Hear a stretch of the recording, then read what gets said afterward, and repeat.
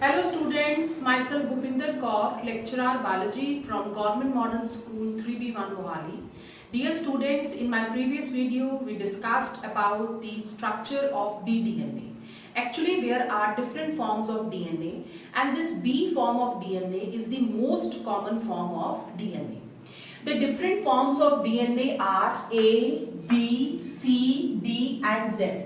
And these different forms of DNA, they differ with each other in many aspects. The first aspect is direction of coiling. As we all know that in bDNA, the two strands, they are spirally coiled around a central axis in clockwise direction. This clockwise direction of coiling of the two strands of DNA around a central axis is known as right-handed direction of coiling. So the A, B, C and D DNA, all the four forms of DNA, they have right-handed direction of coiling. It means they are coiled in clockwise direction. Whereas in case of zDNA, the direction of coiling is in anti-clockwise direction and this is known as left-handed direction of coiling. Now the second is base pairs per turns. We have discussed the structure of bDNA and we all know that in a complete turn of bDNA, how many base pairs they were present? Total 10 base pairs. Whereas in case of aDNA, 11 base pairs are present. In C, 9 base pairs per turn are present. In D, 8 base pairs. Whereas in zDNA, total 12 base pairs they are present in a complete turn of DNA. Now the third aspect is sugar phosphate backbone. This sugar phosphate backbone, it is smooth in A, B, C and D. Whereas in zDNA, this sugar phosphate backbone, that is in zigzag manner.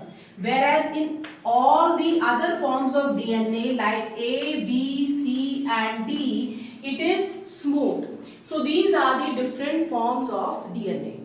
Now let us discuss the properties of DNA. The first property of DNA is, students, acidic nature. Now why DNA is acidic in nature? DNA is acidic in nature due to the presence of the group phosphate. The phosphate group, it provides acidic properties to the molecule of the DNA. Therefore, the DNA is considered acidic in nature. Its full form is deoxyribonucleic acid. Now, the second property is dextrorotatory. Now, what is a dextrorotatory compound? A dextrorotatory compound is that which rotates the plane polarized light towards the right hand side. Now, what is plane polarized light? Plane polarized light is that which is having vibrations in only one direction. So when the light is having vibrations in only one direction, it is known as plane polarized light. And when this plane polarized light is passed through DNA molecule, then this DNA molecule rotates the plane polarized light towards which direction? Towards right hand side. Therefore, DNA is dextrorotatory. Certain molecules are levorotatory. Levorotatory are those which rotates the plane polarized light towards left hand side. Whereas the DNA molecule, it rotates the plane polarized light towards right hand side. Therefore, it is dextrorotatory. Now the two strands of DNA, they are running in opposite direction. One strand is having the polarity 5' to 3' and the other strand is having the polarity from 3' to 5'. And these two strands of DNA, they are complementary to each other according to the base pairing rule. We know that the A pairs with T, or the T pairs with A, G pairs with C and the C pairs with G. So if the base sequence of one strand of DNA is given to us like it is A, T, C, G. So if the base sequence sequence of one strand of DNA it is given to us, we can easily determine the base sequence of its complementary strand according to the base pairing rule. Now, this strand will have the base pair T because A pairs with T, T, A, G, G and C. So therefore the two strands of DNA, they are considered to be complementary to each other according to the base pairing rule. A purine, it always pairs with a pyrimidine. Now let us discuss some other properties. Now the next property of DNA is denaturation. Now what is denaturation? When a double-stranded DNA is treated with high temperature, acid or alkali, then the two strands of DNA will separate due to the breakage of hydrogen bonds which are present between the nitrogenous bases. And the double-stranded DNA will change itself into single-stranded DNA. This process is known as, students, denaturation. Now the AT base pairs, they are known as low melting areas. Can you tell me why AT base pairs, they are known as low melting areas? Due to the presence of double hydrogen bonds. Whereas the GC base pairs, they are known as high melting areas because they are joined with triple hydrogen bonds. Therefore, more energy is required to break the GC base pairs, whereas less energy is required to break AT base pairs. Therefore, AT base pairs, they are known as low melting areas, and GC base pairs, they are known as high melting areas. Now the next is renaturation. What is renaturation? If this single stranded DNA, it is again incubated at low temperature below 25 degrees Celsius. Now these single stranded DNA will again unite with one another due to the formation of bonds, and it will again change itself into double stranded DNA. This process is known as what? Renaturation. So if a double-stranded DNA is treated at high temperature, it will get changed to single-stranded DNA, and if we will again incubate this single-stranded DNA to low temperature, then it will again unite to form the double-stranded DNA. Now the next is hyperchromic shift. Now what is hyperchromic shift? Hyperchromic shift is the increase in the absorbance of light, although the amount of DNA is same. But when the DNA is denatured, then there we see an increase in the absorbance of light. This increase in the absorbance of light is known as what? This is known as hyperchromic shift. Now, why there is increase in the absorbance of light, although the amount of DNA is same, but when we are denaturing a DNA, the double-stranded DNA, it is changing itself into single-stranded DNA. Earlier the bases, they are joined with one another, but when a double-stranded DNA is changed into single-stranded DNA, then the bases, they are exposed and they will absorb more light energy, and therefore there will be an increase in the absorbance of light, and this process is known as what? Hyperchromic shift. Although the amount of DNA is same, but there is increase in the absorbance of light when a DNA is denatured. This increase in the absorbance of light is known as hyperchromic shift. Now next we will discuss about Chargaff's rule. Chargaff's rule, they were given by Erwin Chargaff in the year 1950. Now what does this rule states? The first rule is this: in a given DNA, the amount of purines, now what are purines? Adenine and guanine, that is equal to the amount of pyrimidines. And what are pyrimidines? Thymine and cytosine. So in a given DNA, always the amount of purines, that is equal to the amount of pyrimidines. The second property, the molar amount of adenine, that is always equal to thymine, and the molar amount of guanine, that is always equal to the cytosine. So this is the second rule. And the third rule is the ratio of A plus T divided by G plus C, that is always constant for a species, and this value is used to determine the source of the DNA. Actually, this value that is specific or it is constant for each and every species, and therefore this value is used to determine the source of DNA. So this was all about the different properties of DNA. Next, let us discuss the different types of DNA. The first type is circular and linear DNA. Now, what is circular DNA? In case of prokaryotes, the two ends of DNA, we can see in the diagram, the two ends of, there is no free end in case of a prokaryotic DNA. Actually, the free ends of the DNA, they are covalently linked with one another and they have taken a circular form. So in case of prokaryotes, the DNA is what? The DNA is circular and it is naked. Naked means it is not associated with any basic proteins which help in the packing of the DNA. Because in case of prokaryotes, there is no nuclear membrane and their DNA is directly present in the cytoplasm. So in them, no basic proteins, histones are present for the packing of the DNA. So in case of prokaryotes, the DNA is circular and naked.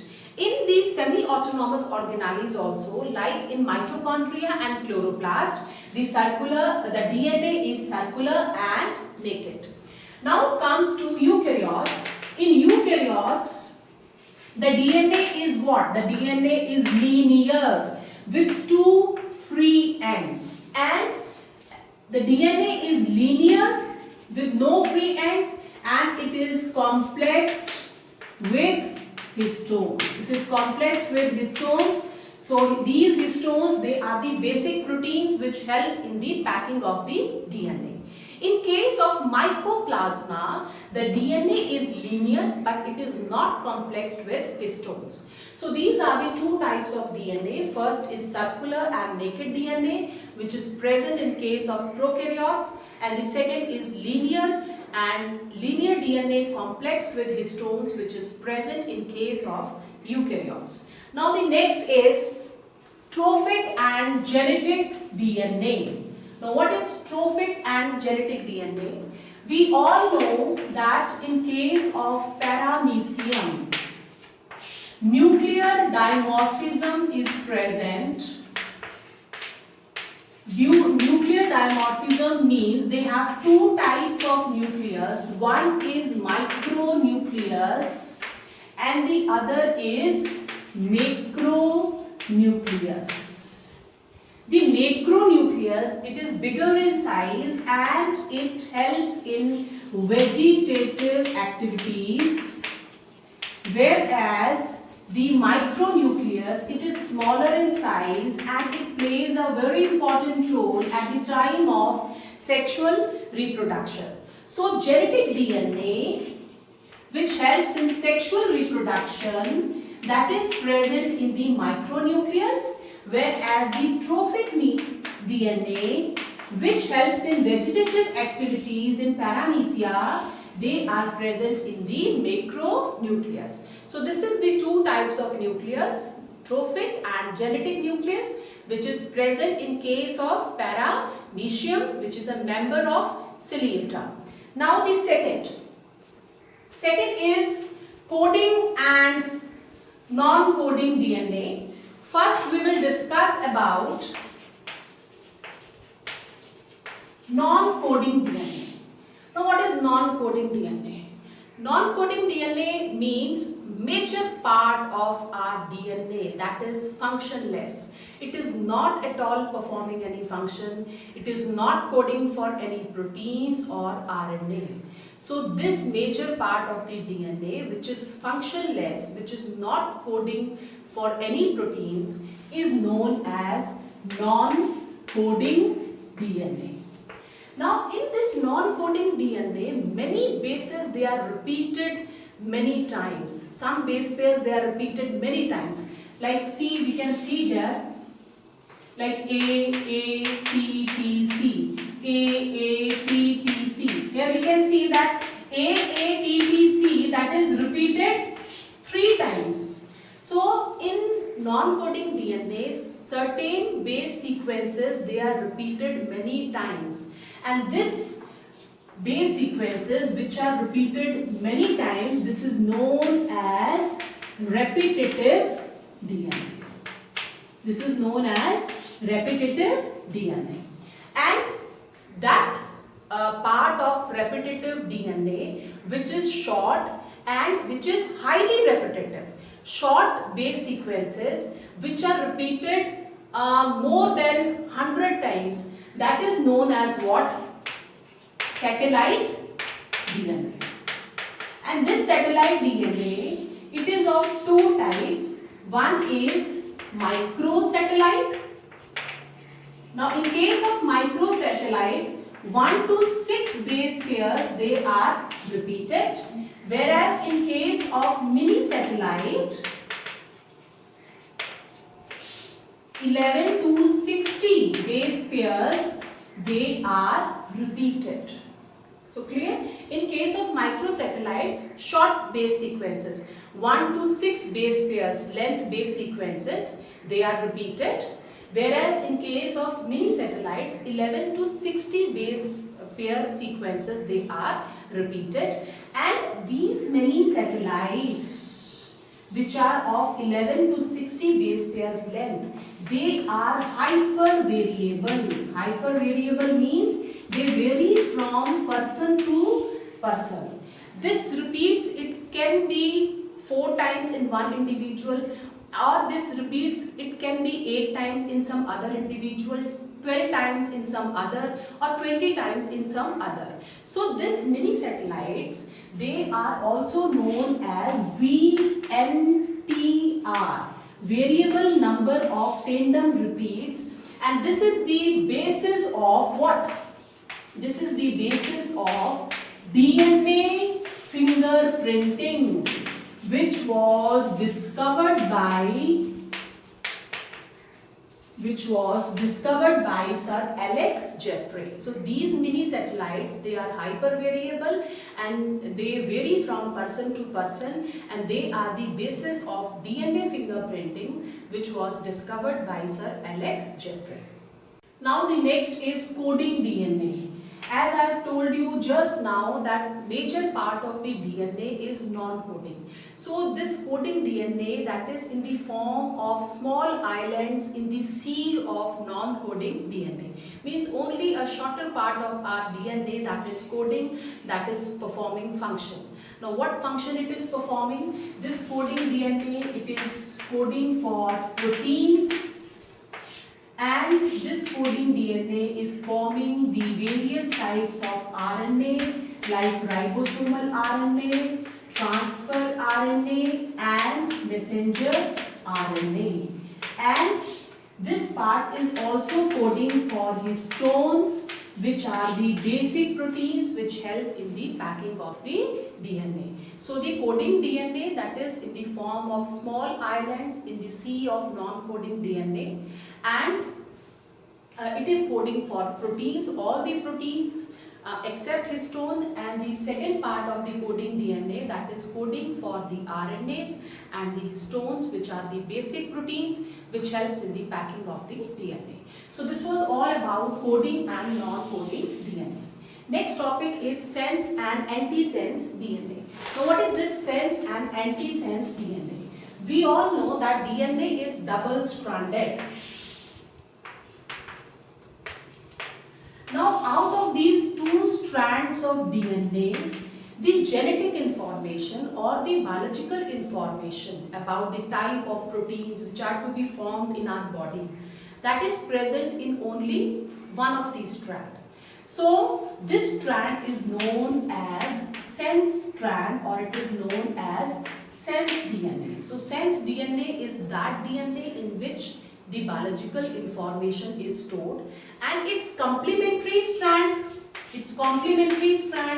this one, this is known as antisense DNA, because this is just complementary to the sense DNA, therefore this is known as antisense DNA. So sense DNA is that which is having all the biological information. Next is cistron. Now what is cistron? Cistron is that part of the sense DNA which is coding for protein. So cistron is that part of the sense DNA which is coding for protein, and this cistron, it consists of many codons. And these codons, they are formed by 3 consecutive nitrogenous bases. These are formed by 3 consecutive nitrogenous bases like ATG, GCGT. Now these 3 nitrogenous bases, they are known as one codon, and they are coding for one amino acid. So one codon is made up of 3 nitrogenous bases, and one codon is coding for one amino acid, or we can say that 3 nitrogenous bases, 3 consecutive nitrogenous bases, they are coding for one amino acid. So cistron is that part of the sense strand or sense DNA which is coding for a protein. Now next is introns and exons. Now what are these introns and exons? If we see a eukaryotic DNA, अगर हम eukaryotic DNA देखते हैं तो eukaryotic DNA में there are certain non-coding areas which are known as introns, and again coding areas known as exons. Then non-coding area intron and coding area exon. So in case of eukaryotic cistron, or in case of eukaryotes, the cistron, it is an assemblage of non-coding and coding DNA. The non-coding DNA is known as intron, and the exon is the coding DNA. And this assemblage of introns and exons, this is known as split gene. Now the last topic is palindromic DNA. Can you tell me what is palindrome? Palindrome are those words which read the same in forward and backward direction. If you read this word little, it reads the same whether you read it in forward direction or whether you read it in backward direction. Similarly, in our DNA, there are certain base sequences which are just the mirror images of each other, or we can say they read same in forward and backward direction. So I have written this base sequences GAATTC. If we read it in this direction, or if we read it in this direction, in backward direction, it reads the same GAATTC, GAATTC. So these sequences, this is known as palindromic DNA, and this palindromic DNA sequences, they are specially recognized by restriction endonuclease enzyme, which are known as molecular scissors, and they will cut the DNA at these specific points at the palindromic DNA. So palindromic DNA or palindromic base sequence is that which reads the same in forward and backward direction. So this was all about the different types of DNA. Next we will discuss about the types of RNA.